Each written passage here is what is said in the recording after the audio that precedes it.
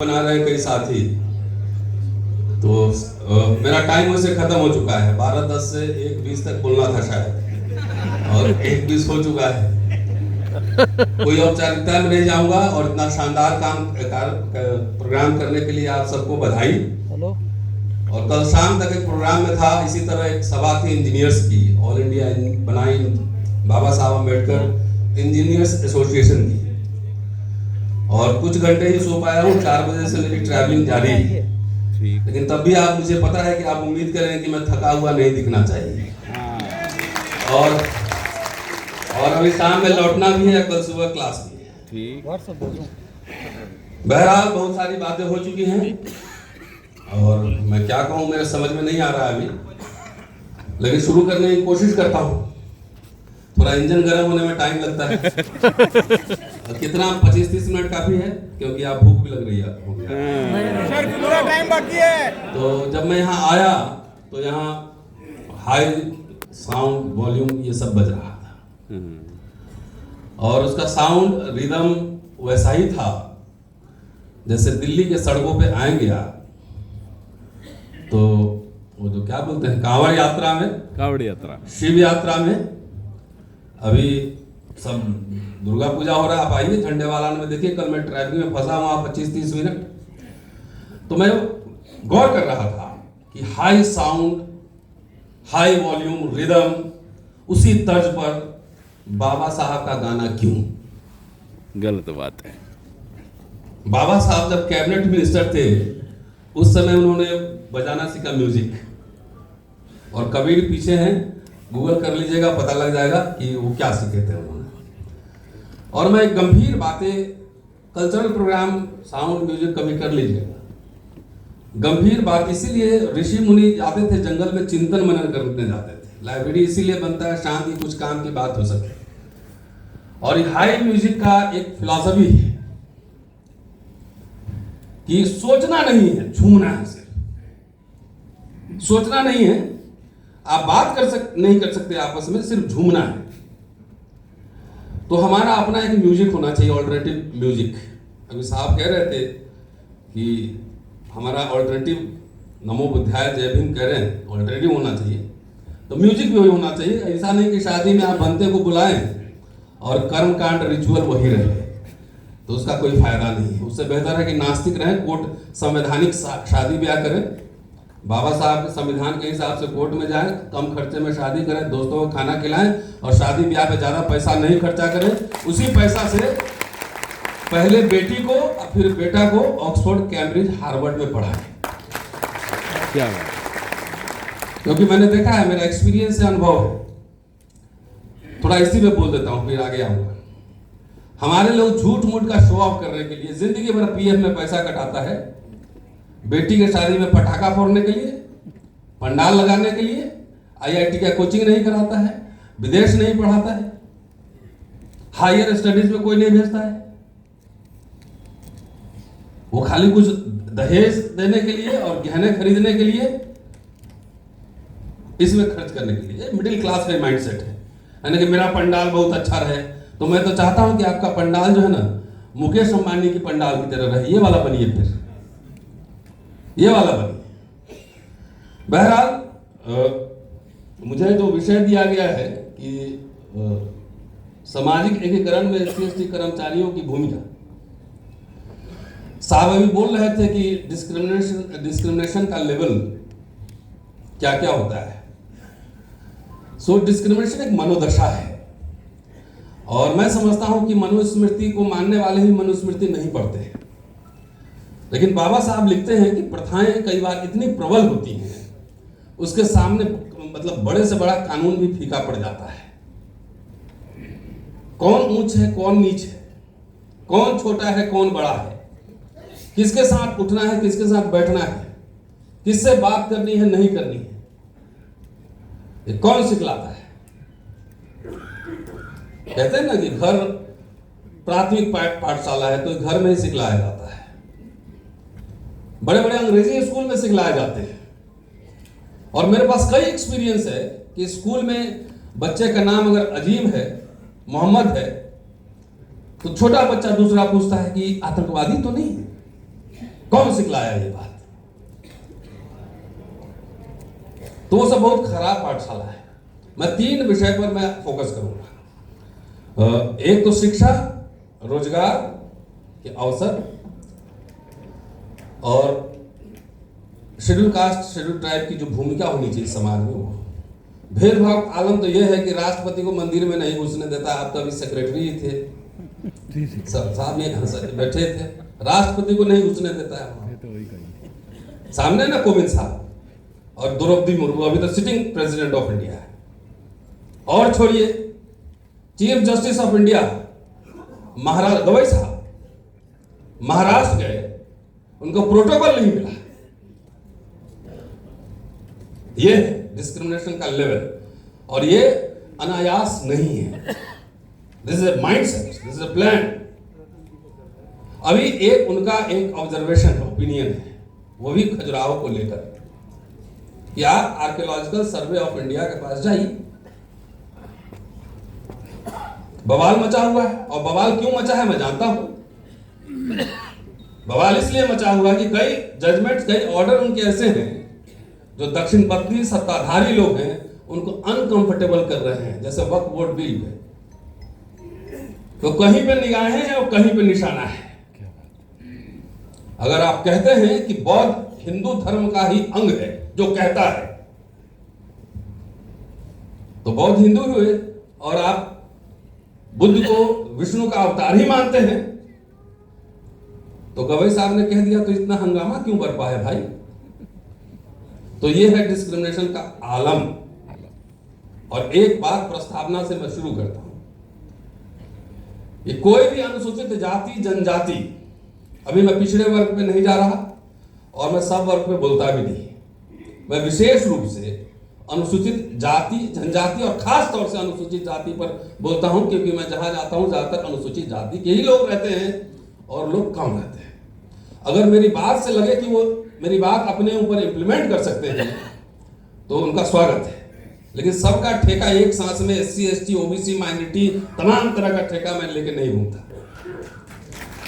कि जिन जिन लोगों ने ठेका लिया पूरा, उन लोगों ने सबसे पहले दलित राइट्स को खत्म करवाया।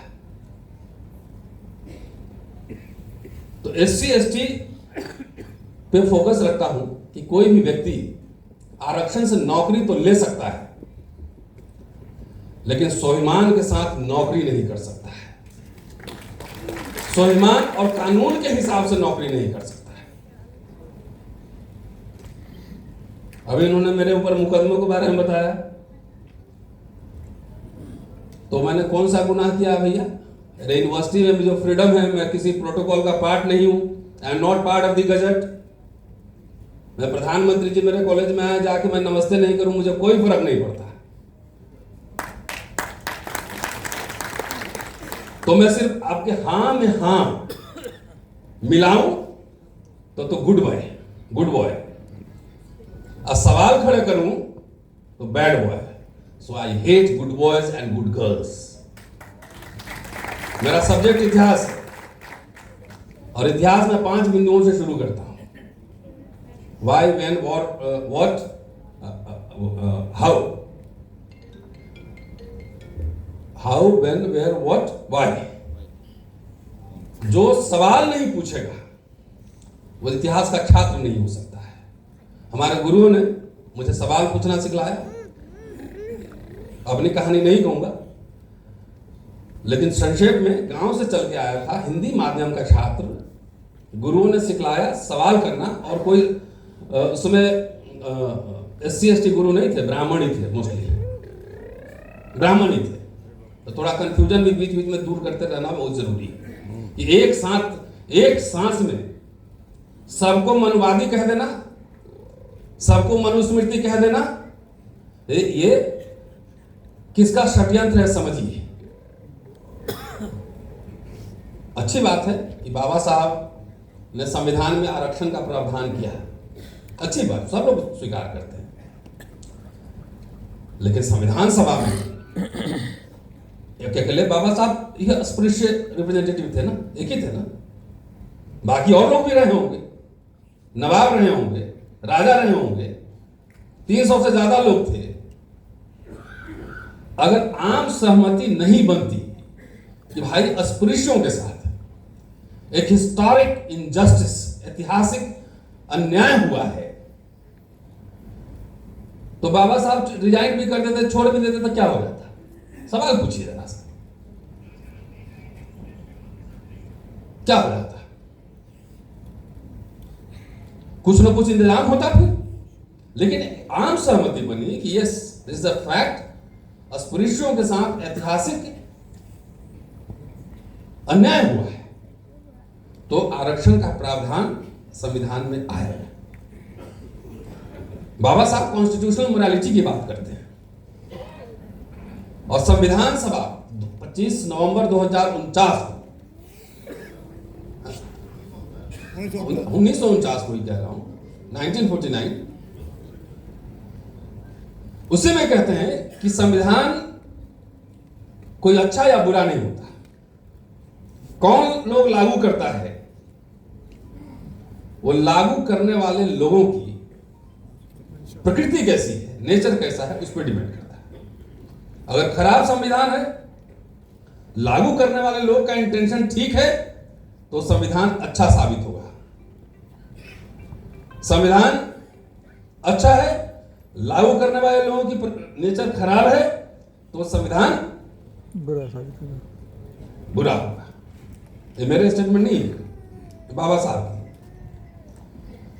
तो आखिर ये बताइए, दलित मिडिल क्लास नौकरी पेशावर, मैं तो ये कह रहा हूं कि जितने कर्मचारी, मैंने सुना है कि अच्छा काम हो रहा है यहां पर, और मैं मध्य प्रदेश के कई कार्यक्रम में गया हूं, आजाद के कार्यक्रम में, और वहां के बाद पहली बार राजस्थान के कार्यक्रम में आ रहा हूं, और जितने जगह जाता हूं इस तरह का कार्यक्रम, इस तरह का सिंसियर लोग नहीं मिलते हैं मुझे। तो मद्रास में काफी एक्टिव है, और मुझे याद है कि दिग्विजय सिंह ने एक लैंड भी अलॉट किया था वहां पे, उस पर एक शानदार बिल्डिंग बन चुकी है। मैंने एक वीडियो भी उस बिल्डिंग में बनाया था जब निर्माणाधीन था वो बिल्डिंग।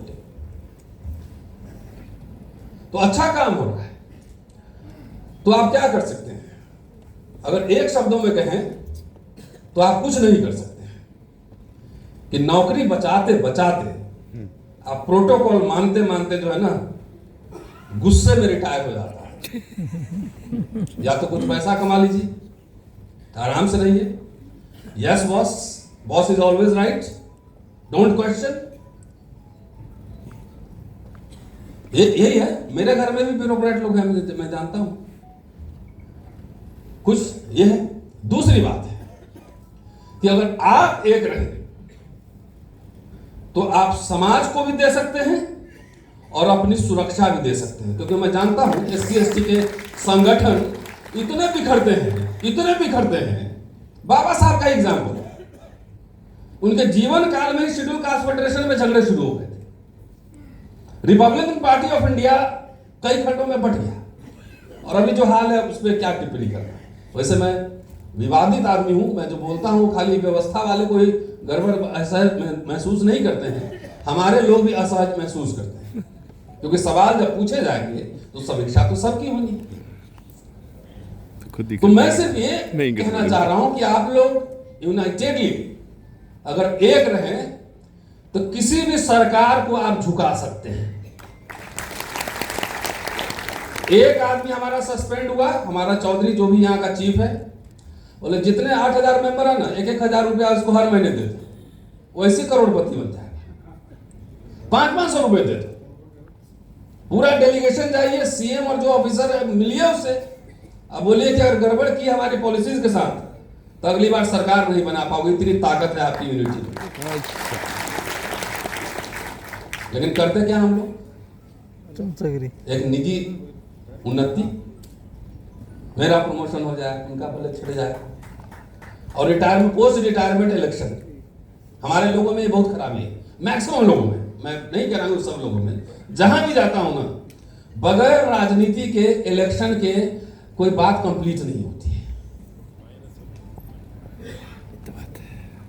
बगैर इसके बात कंप्लीट नहीं होती। इलेक्शन और ये छोड़ दीजिए, अरे इलेक्शन क्या छोटी मोटी चीज है।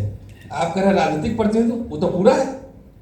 131 MP तो बैठे हुए हैं, आपके राजस्थान में भी MLA बैठे होंगे, पूरे देश में एमएलए बैठे हुए, 2-2 प्रतिनिधित्व पूरा है। ये नहीं कह सकता ना कि आपका पॉलिटिकल रिजर्वेशन खत्म हुआ है, लेकिन आपका रिजर्वेशन खत्म क्यों होता जा रहा है, जरा इस पे सोचिए। यह है मूल प्रश्न। व्यक्तिगत मुक्ति के लालच में और खाली मिनिस्टर और सीएम पीएम बनने के अनरियलिस्टिक ड्रीम्स में दलित समाज ने अपना नुकसान किया है।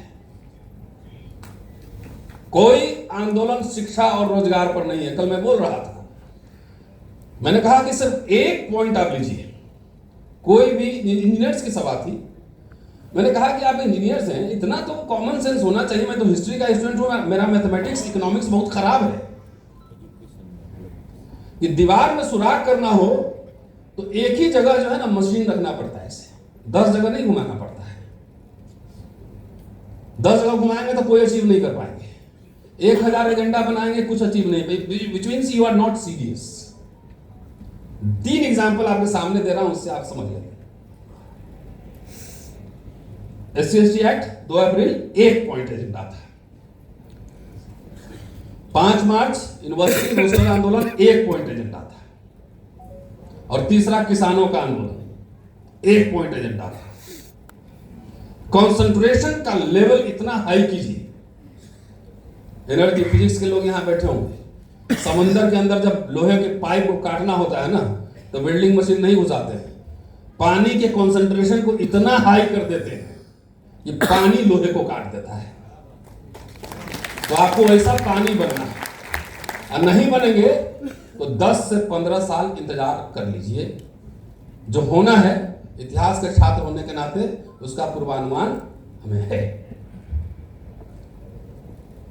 एक और बात, हम में से जितने लोग बैठे हुए हैं, सब लोग अपने बेटा बेटी को ईमानदारी से कहिएगा, डॉक्टर, इंजीनियर, ICS, PCS बनाने के अलावा ज्यादातर लोग क्या सोचते हैं, क्या विकल्प है? ईमानदारी से बता दीजिए। बिजनेसमैन, एक नौकरी के अलावा कुछ नहीं सोचते हैं, और नौकरी ही खत्म हो रही है। ये समझिए paradox.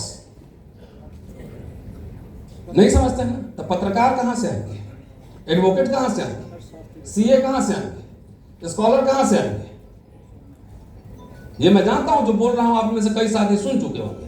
I know this is repetition, ये मैं रिपीट कर रहा हूं, पुनरावृत्ति कर रहा हूं बात की, लेकिन बहुत ही नेसेसरी रिपीटेशन है। बार बार हैमर करना पड़ेगा माथे पर। या आप लोग बड़े लोग हो गए हैं, छोड़िए ना आप नौकरी पकड़े, जिनको दूसरा कोई कर लेगा। हमारा बच्चा MBA करके जाके बढ़िया से ऐप बनाए, बिजनेस करे, 5000 करोड़ का अंपायर बनाए, अपना जहाज हो, इंटरप्रेन्योरशिप बनाए, तो कोई नहीं बनाता है। कोई बेटा बेटी को 10 साल एक्स्ट्रा पढ़ाने के लिए तैयार नहीं।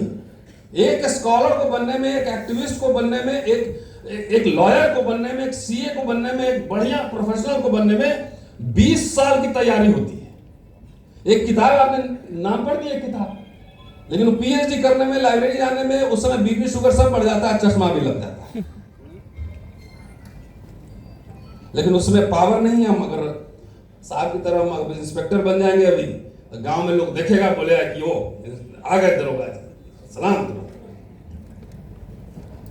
अमर्त्य सेन हमारे समाज में क्यों नहीं क्रिएट हो? बाबा साहब बार बार मैं पन्ना लेके चलता हूं, कोई कुछ बोलेगा तो फिर हम उसमें से पन्ना दिखा दें। बार कह रहे एजुकेशन नहीं, एजुकेशन से हमारी मुक्ति नहीं होगी। It is higher education. मैं कहता हूं कि अगर अपने अपने घर से दो चार अपने समाज से बिगड़ा हुआ आदमी सब बनाए, हमारे जैसे बिगड़े हुए, हमें तो छोटा मोटा आदमी मेरे से ज्यादा बिगड़ा हुआ, अगर हर लोग सोचे कि hमारे घर में से एक बिगड़ा हुआ आदमी हो जाए, तो मुझे यहां आने की जरूरत नहीं है। हर शनिचर इतवार आपकी छुट्टी रहती, मेरी कोई छुट्टी नहीं रहती, क्योंकि जो अभी सिस्टम चल रहा है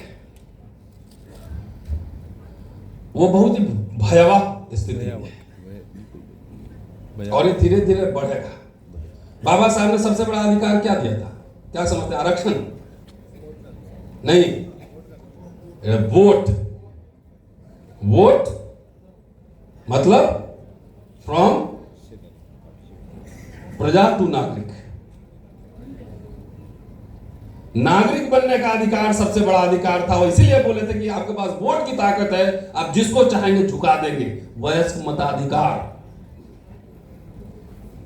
क्या हो रहा है? पहले बूथ लूट लिए जाते थे, शुद्ध हिंदी बोल रहे हैं एकदम स्पष्ट। वो तो कुछ कम ही इलाकों में होता था। यूपी बिहार उसके बाद ईवीएम आया, अभी नया चल रहा है क्या? देखो वैसा वोट। बिहार यूपी। तो जब आपके वोट से हमको सरकारें नहीं बनाना है तो हम आपके लिए काम क्यों करेंगे? हम अपना इंतजाम कर लेंगे। तो आपका शिक्षा, रोजगार, शान, शौकत, प्रतिष्ठा, everything is at stake. Try to understand it. इस समझने की कोशिश करिए। अरे आप, हम चाहे ना चाहे, मेरे पिताजी जब दिल्ली भेजे थे तो बोले थे बेटा आईएएस बनना है। हम फर्स्ट ईयर में आते आते बोले कि हमसे ना होगा, थोड़ा बिगड़ा हुआ आदमी, विद्रोही हूं और 60 साल तक इंतजार नहीं करूंगा। 60 साल तक मतलब रिटायरमेंट तक इंतजार नहीं करूंगा। अगर गहलोत साहब से हमको सवाल जवाब करना होगा तो अभी करूंगा। अगर राहुल गांधी जी से सवाल जवाब करना है तो अभी करूंगा। मोदी जी से सवाल जवाब करना है, मुझे कहना तो अभी करूंगा। रिटायरमेंट तक इंतजार नहीं होगा मेरे से। तो मैंने सोचा एकेडमिक्स बढ़िया है, तनख्वाह भी मिलेगी, फ्रीडम भी रहेगा, लिखने पढ़ने की आजादी भी रहेगी, बोलने की भी आजादी रहे, बोले भले थाने में ले चलो, जेल ले चलो, केस मुकदमा करो, नौकरी तो बची रहेगी हमारी। दाल रोटी के लिए हम आप पे डिपेंडेंट नहीं है, किसी पे डिपेंडेंट नहीं। प्रमोशन हो चाहे नहीं हो, बीसी बनने का हमको शौक नहीं है, प्रिंसिपल बनने का शौक नहीं है, कोई डायरेक्टर फायरेक्टर बनने का हमको शौक नहीं है।